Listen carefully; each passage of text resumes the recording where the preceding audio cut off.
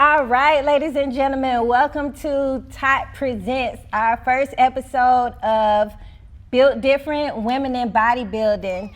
Today, I have the pleasure of interviewing IFBB Pro and my posing coach, Ms. Denika Lomax.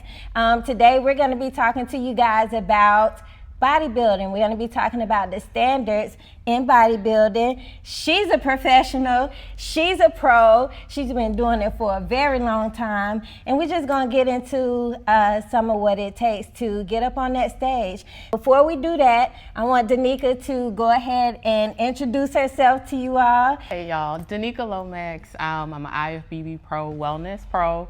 I've been doing this for 5 years. 5 years. 5 years. I'm also the owner of Body by D here in Atlanta. Mom, all things fun, all things healthy, all things get it done. All things get it done. And that's exactly what she instills into me as well, and I appreciate that so much. I always got to take time to give my coaches their flowers. So thank you very much for everything that you've done for me. Thank you for spilling your knowledge into me and just pushing me to greatness. Thank you so much. We're going to get started with our first question here, Denika. And so you are a professional bodybuilder. What does it take to become a professional bodybuilder, meaning what separates the pros from anybody that's just getting up on stage just to present themselves? I think the first thing that separates a pro from an amateur or someone that just says, I want to get on stage, is you truly take ownership in the journey. A lot of times when you start out as an amateur, you are so novice in your thoughts, you don't know a lot of what's going on. And when you get to the pro side, a lot of that, you become a researcher.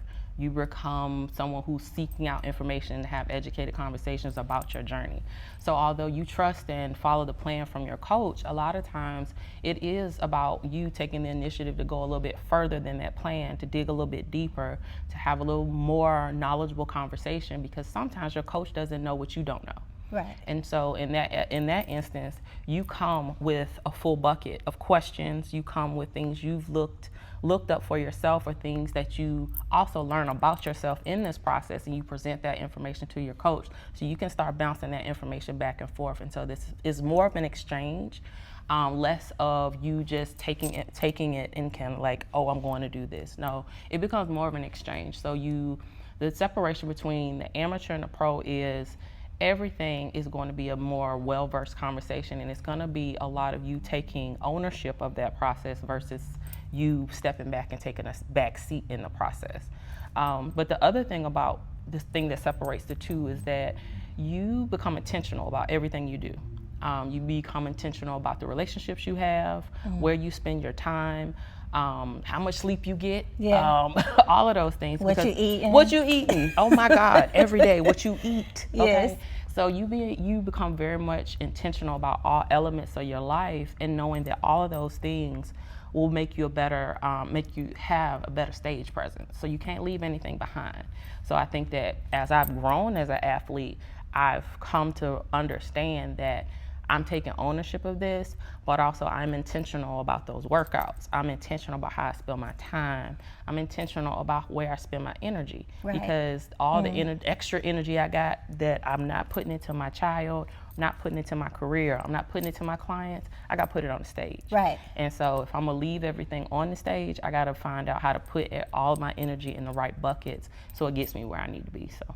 Awesome. Yeah, you heard it. You got to focus on yourself. You do. It's a selfish. You got to focus. It's a selfish sport. It really is. It is. And I'm going to say too, once you become that pro level, you have already started to learn a lot about your own body. You're presented with a meal plan from your coach, and you know that certain foods on that meal plan usually make you feel bloated, or they make you feel fatigued, or just anything like that. So that's part of the conversation that you can have with your coach now. Like you said, it's more interactive with you guys. You learn to communicate well. You learn to communicate well, and then you take all of that to the stage. Yes. All right, Denika. Yes. So when it comes to prep, what standards do you hold yourself to that you think most people wouldn't sustain? I think the thing that like pops in my mind is that I control my schedule. My schedule doesn't happen to me. So like when you're doing prep, life is going life. Everything, no, just because you're doing this, life don't stop happening around you. Everything is still happening. Sometimes it happens in tenfold. You have deaths, you have things at work that pop up that may impede on your schedule, but I control my environment, I control my schedule. I can tell you where I'm gonna be any time, any hour of the day. Any day I could tell you where I'm gonna be. So with knowing that, me controlling my schedule, I can navigate that better. I can move those pegs around. And a lot of people can't do that because they allow life to encroach on this. They allow life to collapse onto it. And so I move life around it. And although I do that for a short period of time, because I'm only in prep, for a couple of months, or throughout the year, I'm always training the same. But when I'm in prep, feet in the trenches, I control and navigate my environment in that way. I'm moving things around. My schedule is pretty strict and tight, and this gets done before anything else. Things happen with my kid. I got to get that done, and then this happens. Like, this don't get moved around, and I think people don't position this to be a part of the day. It's just something that happens, and that's not how this works. This is a part of your day, and 6 o'clock every day is when I train. If I got clients and I got other things that happen, I gotta be able to communicate and say, hey y'all know I got this workout at 6. Right. Let's push this through. Let's get this through. So I think a lot of times people aren't able to sustain controlling their schedule, and that's a lot of times that's the pitfall. You let things fall on top of prep, or you let prep fall apart because you're not navigating your schedule well. Right. So yeah, and then navigating your schedule too. That most likely takes a lot of mental stability too, because like you said, different things happen, different things come up, and it's so easy to just break yourself off from that. Sometimes either you're gonna push through, or you really do have to sit down for a minute and rest, but it's still that tenacity, it's still that mental toughness that allows you to go, hey, you know what, I'm still in prep, let me get myself back up,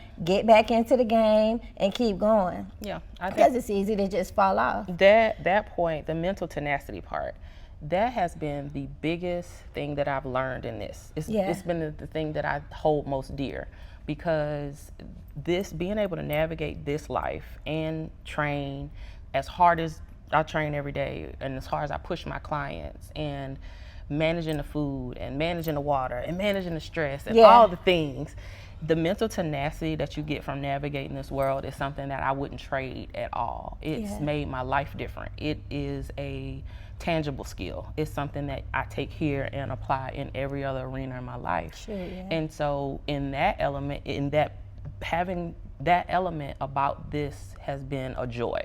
Because I have become better and stronger because of this. Not physically. I mean, yes, physically, but like the aesthetics of bodybuilding is cool, but what you learn and what your mind does, and how you understand how far you can push yourself based on how strong your mind is, has given me more than what bodybuilding can give me on the stage. And so I take that, and I hope that when people see me moving about in the world, I hope they see that. That, she moving fast, she doing all these things, but it's the mental tenacity that allows me to do that, and the sport gave it to me. Right. So speaking of that, then what actually got you into the sport? What was it?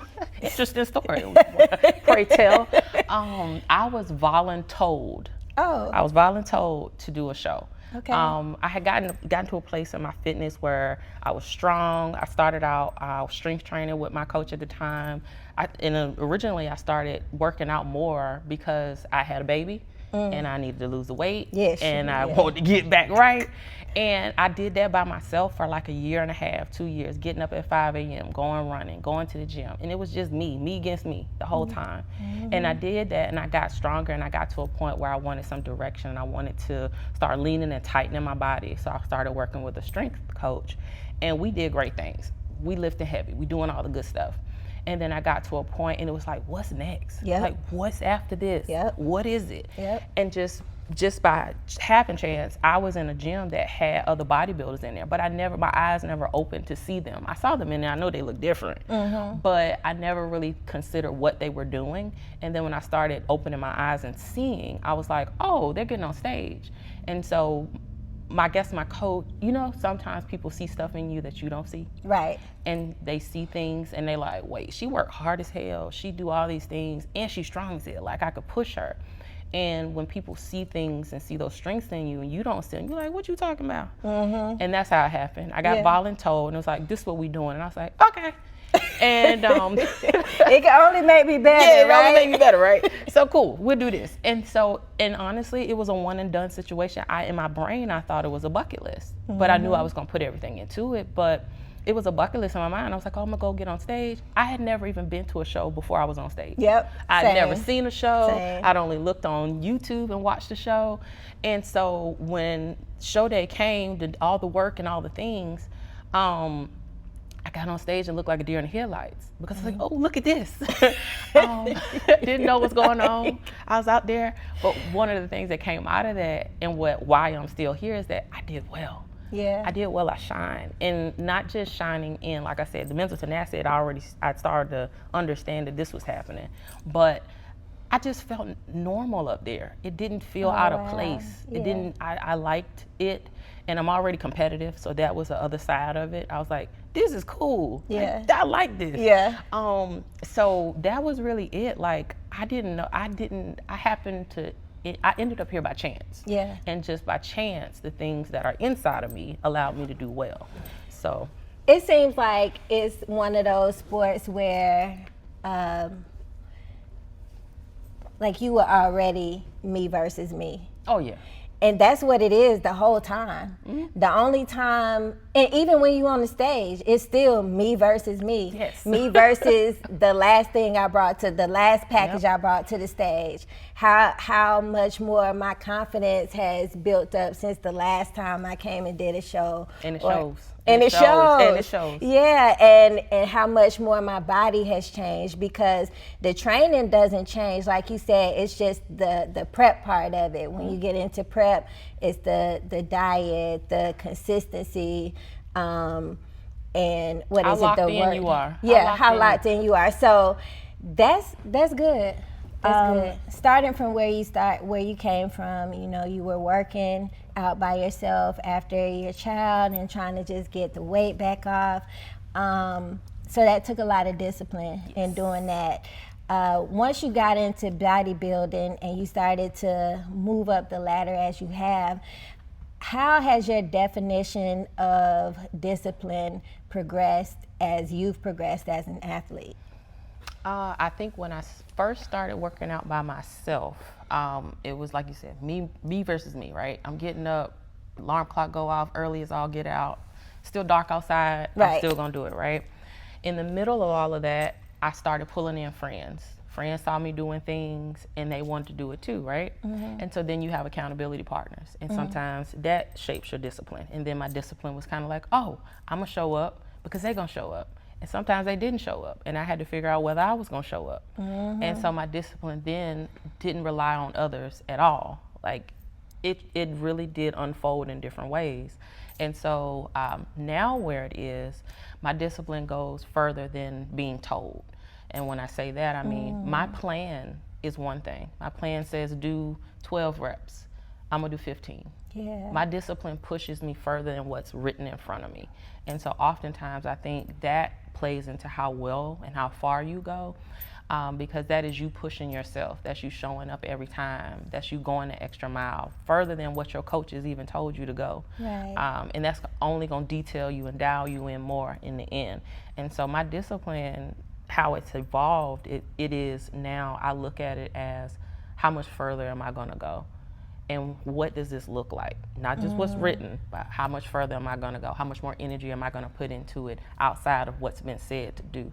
And so oftentimes that's really what I'm thinking about when I'm working out. I'm like, okay, this is what the plan is. All right, how much more weight am I gonna put on here? How much harder am I gonna go today? And all of that discipline just is internal. It cannot be external when you get to this level. You can find supports in your environment. You can find things that motivate you, but ultimately the discipline lands on you, and knowing that is the key. It's now yours, that ownership part of it. And so it's evolved a lot, like it is now ownership. Discipline has become ownership to me. So. And you brought up the word motivation. Boy, motivation versus discipline.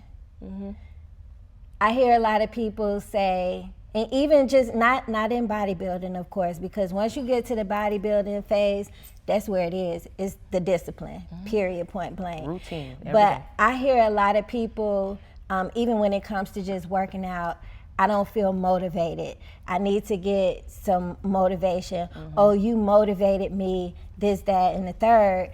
But what I tend to try to explain to people too is that it's not just motivation. Motivation is what inspires you, but discipline is what pushes you, and it keeps you going, and it grounds you. It grounds you. And it's important.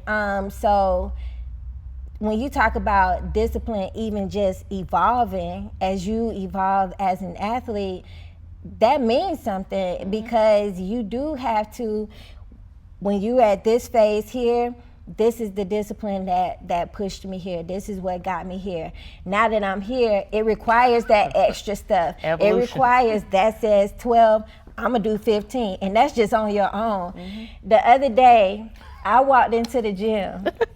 This lady working out by herself, pulling up 315 pounds deadlift by her own little bitty self. Nobody saying do that. Nobody told me to do that. Nobody told her to do that. But she in there with her little belt, just 315 pounds deadlift by yourself. That's discipline on a whole nother level. Because for me, I know that, first of all, if I'm not with my coach, I don't want to lift heavy. I'm scared. That part. So to do that, I'll deadlift, yes. But to actually go in there and try to pick up some stuff, max it out. That's a whole nother level. And I think that, again, that's a mindset thing. Sure, I could probably do it. Sure, I could do it. Not 315. I ain't playing with you. But Big Tasha. Not the little one. But, just to do that heavy rep, like I've already said in my mind, like, I'm not doing that if he's not here to watch me do this and make sure I do it correctly. But even just saying to yourself, I'm about to go in here and pick up 315. Today. Tomorrow it might be more, but today it's 15. It happens often. And honestly, I will tell you, and I'm glad you said that, it's days when I go in there and I look at that plan and I go, dang, this is a heavy day. Yeah. Heavy after heavy after heavy. Yeah. And I just start moving. And then literally I'm looking at the weight and I'm like, I got to re-rack these weights. I got to take them out. Oh yeah, put them that back. part. I'm like, golly. So it literally is in my brain. I am fighting myself on a regular basis. And I think oftentimes that's when people lose. Like they lose the battle in their head. They lose the battle between moving stuff around. They just it's 3 more exercises on their plan. They like, I'm done. And they just gone. I'm not doing that. Like, I'm literally going to finish it out. And honestly, some days I'm going to come in there and lift the 315. Some days it might be 225. With me lifting so heavy on a regular basis, I listen to my body a lot. Oh, yeah. I listen to my body a lot because what I do understand is I'm strong, and I know that I'm strong, right? But sometimes my body is like, you were strong 2 days ago, and we need a break. We need a rest. Lift adequately and appropriately, so we're not getting injured. We're not doing none of that, because that's going to set me back. So it's days when I go in there and I'm like, girl, you lift twice this last time, and today is a lighter day. And it's just like, oh no, your body told you to do this. And I listen to my body. Like, I know some days I'm lifting heavy and other days it's going to be a little bit lighter. I don't go I don't ego lift. And I think that's the difference between a lot of people who are in this sport and just, they might just be working out and going to the gym. I'm not trying to injure myself, and I'm not ego lifting. This ain't for you to see. This is for me to do and for me to execute. And so it's all intentional. And so sometimes I think even when people see me lifting in the gym, sometimes they see it and they go like, is she gonna do this? Yes, I am. But it's intentional. They don't know that this is a part of my plan, and I'm not just doing this to show off. I have to do this. So like it's definitely a mind thing sometimes when you go in there, you got to lift the weight. And like you said, if your coach is in there, I don't want to lift heavy. I train alone. Yeah. I train alone. And I like that because that's also taught me a lot about me, and it's taught me a lot about the sport too, because I get to dial in on, is this movement activating the muscle it needs to activate? And I have the time to go, no, I need to shift my weight this way or put my foot this way. And now I know that this exercise benefits my body. And that's something I think as a younger athlete too, coming through, I didn't think about that. Like, you can have every exercise is awesome, right? Everybody want to do everything, but every exercise doesn't activate for Tasha. Every exercise doesn't activate for me. So I need to be mindful of which exercises really activate my muscles, and that's information for me to transfer and communicate to my coach. Like, nah, that don't really work for me. This won't work. And then we shift and move my plan. And so even just being mindful about that, having that level of like connectivity to what you're doing and being intentional about it, all of that makes this thing go so much better. And so I think even going back to our other question, like that's the difference between you being a new athlete in here and you progressing in your understanding of what I'm actually doing in this gym. Like I ain't coming in here just to work out. Like it's intentional. And I think that you pick up some of those cues about your body and things like that along the way. But yeah, I don't want to pick up that weight every day. I don't want to pick it up every day. I don't want to do that. So you heard it. So bodybuilding is intentional. You are intentionally developing your upper body. You are intentionally going in to work out on your legs, and you are intentionally trying to get through the workout intentionally. So, all right, let's talk about the stage. Let's do it. Let's talk about it. So, first of all, I think that, well, I know that people who are not into bodybuilding and don't actually understand the process of what it takes to prepare to get up on stage, as far as physique wise, right? Expect that lean look that athletes have once they get on the stage, that we're supposed to hold on to that look the whole forever, just forever. So explaining that there's a process behind it,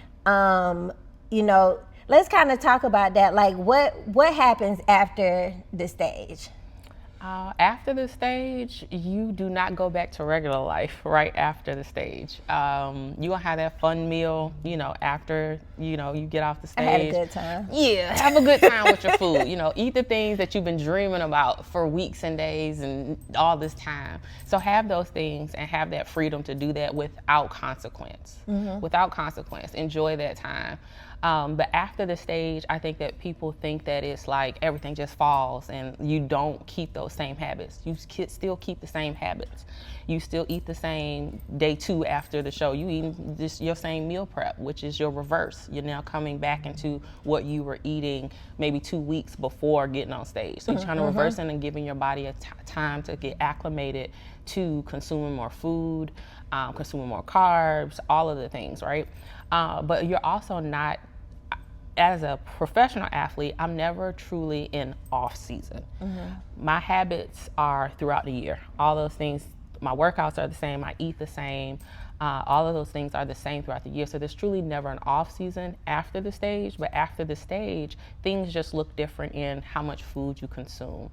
You get a lot more, obviously, because you're not lean. And technically, as an athlete, we're not designed, your body is not designed to stay lean all year round. So when you see an athlete and they don't look lean on stage, don't you call them fat or fluffy, okay? They are not fat and fluffy. They are now just getting back to what a natural, healthy, off-stage weight looks like. Because being lean all year round is really not good for your body, right? So after the stage, that's all it is, just kind of getting back into some of those normal, less extremes than what got you to stage. But it's truly never an off season if this is what you do, or if this is on the professional side, or you do want to take your amateur career all the way through to the professional side. It's not an off season. You just changing some of the routine a little bit, you get a little bit more food, but the regimen and all the things that you do as the foundation still stays the same. So. All right, good. So on the stage, Black women in bodybuilding, I'm gonna get into it. What are some things that you think the bodybuilding world, or just the bodybuilding competitions, should pay more attention to when it comes to Black female athletes in the sport? So 2 things. I think the first way I want to go with that is that for women who compete, oftentimes what I hear from a lot of women, especially Black women, when they start this journey culturally, our African American brothers and sisters don't always know what they're looking at. And when I say that, I mean you will get comments like, don't get too bulky, or don't get too small, or don't do that. And I'm in that level of, and that I don't know that they know that it's negative, but it is a negative connotation based on something that I'm choosing to do that makes me happy and makes me healthy. They don't always take that into consideration. So I think environmentally, culturally, from African American standpoint, I think if we all collectively embraced just being healthy, working out consistently, looking good, building muscle as a female, because as you age as a woman, or a Black woman regardless, it's deteriorating. So you want to keep as much as you can. So I think just releasing some of the negativity around working out, getting strong, looking strong, being strong in the African American culture makes it a little bit different. Now, from the stage standpoint in the sport, I think just thinking about melanated skin a little bit more. So when you think about the things that get you on stage, our aesthetic is a really big part of our stage presence, like how our hair looks and how our makeup is, not just for Black women, for all of us getting on stage. Those things are a big part of how you are scored on stage. And so I think that as I've matriculated through and been to national shows and been to international shows too, I watch some of the promoters and the people or vendors that they put in place to be like the makeup artist for the show or the hair artist for the show. They don't necessarily know how to do Black hair, and they don't necessarily know how to work with melanated skin. And I think that that does African American or anyone with melanated skin a disservice, because we make up the sport too. We are bringing great packages to stage, and we want to look good, and we also want to feel supported. So oftentimes what I find is that a lot of people who have melanin in their skin end up having to hire outside vendors that are not associated with the sport, as opposed to having the promoters to think collectively about who they put in place to support their athletes that are well versed in melanated skin, that know how to do different textures of hair. I think that that would better support everyone as opposed to it just supporting some.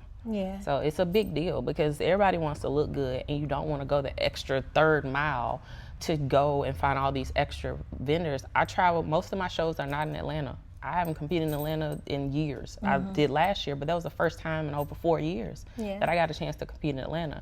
My resources in Atlanta, I know hairstylists here, I know makeup artists here, I know all these people here, but when I travel to Pittsburgh, when I travel to Cali, when I travel to Texas, I would hope that the promoters of the show have thought about that in a way that say, we hire vendors that are well versed for everybody, not just for some. And I think that it makes a difference, and I think that African American women in general would feel more supported if the promoters thought about that as a whole. So. And you're right about that too, because me, even just, as a newbie in the sport, I knew I did a show in Tennessee, and I didn't trust that whoever they were going to have backstage doing my makeup and my hair was going to do me a good service, you know. And so shout out to Mo Styles. I called my stylist and we did my makeup on FaceTime. I did it myself because I didn't know. I didn't know what they were gonna give me, who they were gonna give me to do it, and I had already seen that, from my previous show, who they had backstage, and saw the makeup there and was like, I don't know that they're gonna do me right. And so you're right about that. But on the same note too, stylists, African American stylists, we need you guys. We need you. We need y'all. And if you want to get in a sport, it's a magnificent place to be. You can do amazing things in the sport if you get tapped in with the promoters. Yeah. Looking at the schedules for the year, finding out when the shows are and where they are, promoting your services. It's so many women that need the service, and they have to have the service. It's not like you did your own makeup, but everybody ain't talented, girl. I'm not talented. I am not talented. I don't claim to be. Okay, that's not my calling. That's not my ministry, and I'm cool with ministry. that, right? So I think that if even as a business perspective, if they look at this sport and become more well-versed in like where the shows are, what they're doing, they can tap into that, and then this can be a part of their industry. It's so much money. It's crazy. It's so much, yeah. It's so much money, and you make so many great relationships. And not only that, the relationship is what's going to carry them, because these shows happen every year. Yeah. They happen every single year, every other month. Yep. And so as a clientele, you do a girl's makeup, and she's the star of the ball on stage. Her makeup is beat to the gods, right? She gonna come back to you for her birthday, for everything else that she needs to do. So it's not just the stage. And so having or being able to get connected to this sport, and I think that this, if you think about this sport as big as it is, a lot of other service providers don't know that they can be involved. And like whether it's body work, whether it is makeup, whether it is hair, all the things, I think that it will behoove them to get tapped in that way with athletes and start to work collectively so everybody can get what they need to make it to stage. Because there's so many different elements that go into this package. You didn't just get on stage by yourself. It was the hair, it was the makeup, it was the suit, it was the posing, it was the training. It was the squad. recovery. It was the recovery. It's the squad. It's a squad. It's so many things that go into stage, and I think that also from a newbie side of things, that's one of the things I know we talked about. And I'll say, hey, you thought about this? Do you know about this? And you be like, I'll be like, yeah. So you try to have those conversations about other things that are included in the stage, not just my body and putting it on stage, but all the aesthetic pieces of it, all the body work pieces of it. And as you grow as an athlete, those are the things that are in your bucket too, and make you stronger as an athlete too, because your body just gets better and better the more you put into it. And so all of those services and things play a part in it. And I think that if the outside world thought about getting more connected to this inside world, it'll behoove everybody. It'll behoove everybody. It'll behoove everybody. You heard it. We need you. That was for our service providers. Okay? That was for you guys. Get tapped in. All right, Denika. Well, I want to thank you so much for sitting down with me today, having this conversation. I think it was great. I think you are great. Thank you, girl. And we're going to catch up some more. We're going to talk some more. I'm going to call you back in. We're going to do some more stuff, because I'm pretty sure I'm going to think about some more things and say, I want to talk to her about this and that and the third. So, but I appreciate you coming in. First episode. Built different. Tide Fitness, built different. Women in bodybuilding, all right? And we'll see y'all on the next cut. Bye.